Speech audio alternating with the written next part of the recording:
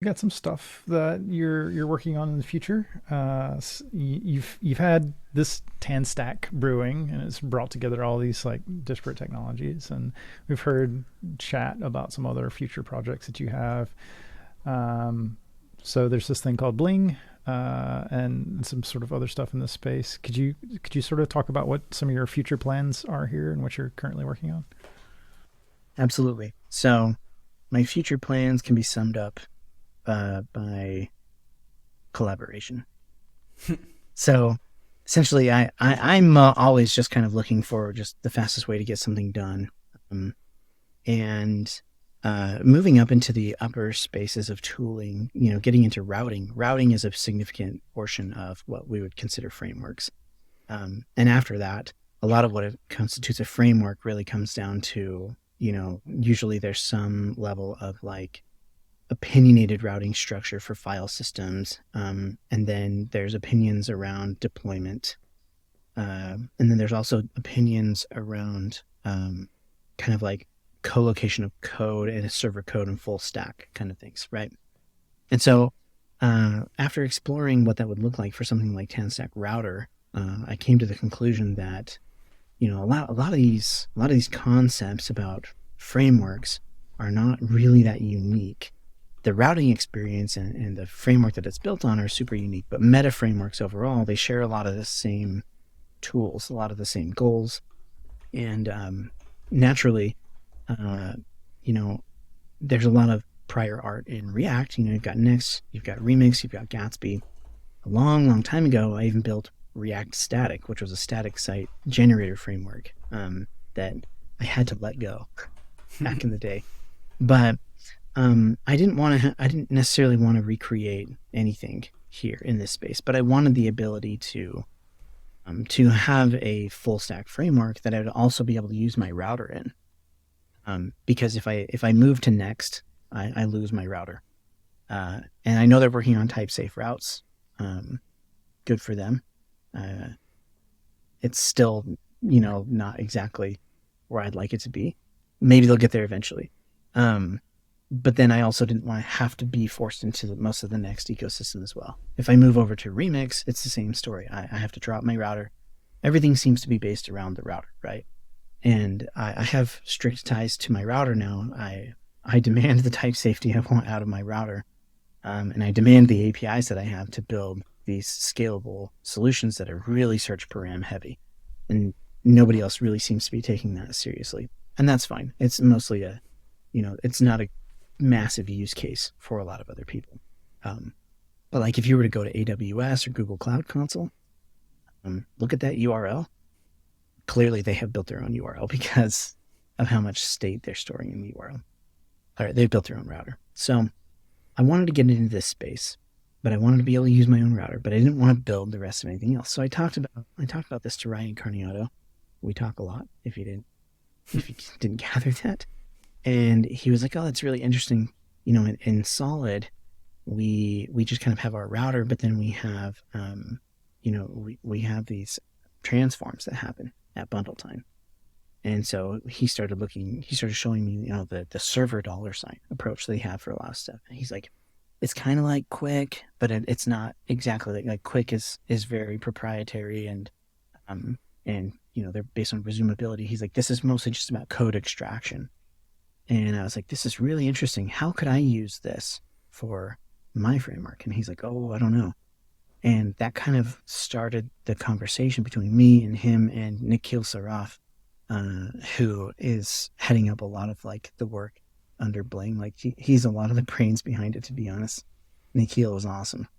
And he started abstracting out a lot of the logic from Solid, that allows it to do kind of this full stack story, um, using this code extraction. And recently, Ryan was on with the Quick team talking about code extraction, and it was really great. We'll have to find the link to that and pop it in here. But that's kind of how Bling was born. I imagined kind of this world where, it didn't matter what framework you were using. Uh, all that mattered was, you met a couple of dependencies like Vite or Babel, or maybe we'd even support SWC, right? But at the end of the day, you could do these code transforms and the bundler would kind of separate your stuff. And what happened was after we solved that piece, just kind of a proof of concept, the only piece that was left over was the deployment story. Again, something that I don't want to build. I look at all the work that went into Next and their deployment story and Remix and all the adapters that they maintain, and I just didn't want to have to deal with any of that. Well, another good friend from Astro is like top with Fred a whole lot at Astro. And it's like, look at Astro. It's exactly what I wanted, right? And me and Ryan were looking at it like, dude, Astro, they don't even know what they're sitting on. It's gold mine, right? Where they've built all the adapters. They've built all the infrastructure, and they literally are very agnostic about the front end. So we decided, let's build new framework. Like, let's build a new framework. TANSEC start. And let's upgrade Solid Start eventually, right? To say we're gonna build everything on top of Astro and just get deployments and get compiler and get all of that for free. Astro's built on top of Vite, so all we have to do is supply Vite functionality for Bling, and then we can wrap all that up into an Astro plugin, and then you can just use whatever router you want, and there's your framework, right?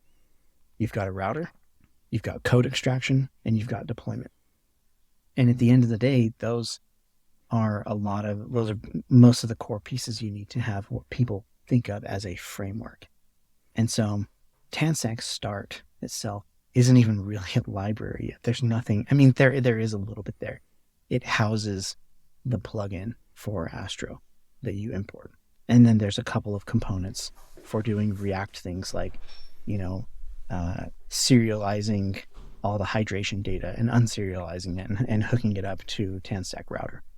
But aside from that, most of the logic just sits inside of router and inside of Bling, and then all the great stuff that Astro has given us. So it's still a work in progress, but that's kind of the vision that I have for it. And we're also very keen on kind of the ecosystem moving towards like React server components. And I personally don't think that server components should necessarily be branded or owned by a specific framework. They're more of just a concept overall.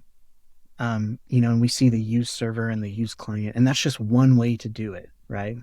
But server components, they're bigger than that.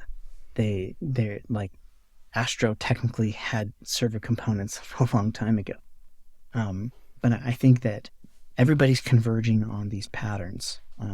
And instead of chasing after, these patterns that will only work in React and probably only work in Next for a while, I'm way more interested in pursuing framework agnostic solutions to the same thing. I think that with a little bit of work and some collaboration, we could achieve, server components for all with code extraction, that kind of fits the majority use case. Maybe not the whole resumability, really, really granular stuff like Quick. It fits a good use case for everybody. So that's where we want to take it. And to be honest, we'd probably be a little bit further, but I've been on vacation for 2 weeks and I'm kind of heads down at Nozzle right now on some sprints, but it's coming. The day's coming where I think we're going to have some good progress. In fact, I have a call scheduled tonight with Ryan and Nikhil where we're going to discuss a lot of fun things. So that's awesome. Yeah, that sounds super interesting. Once it gets a little further along, we might have to have Nikhil on to dive deeper into those topics. Yeah. Oh, yeah. The code extraction is really fun. I mean, you get into Babel and AST transformations, and it's a lot of fun.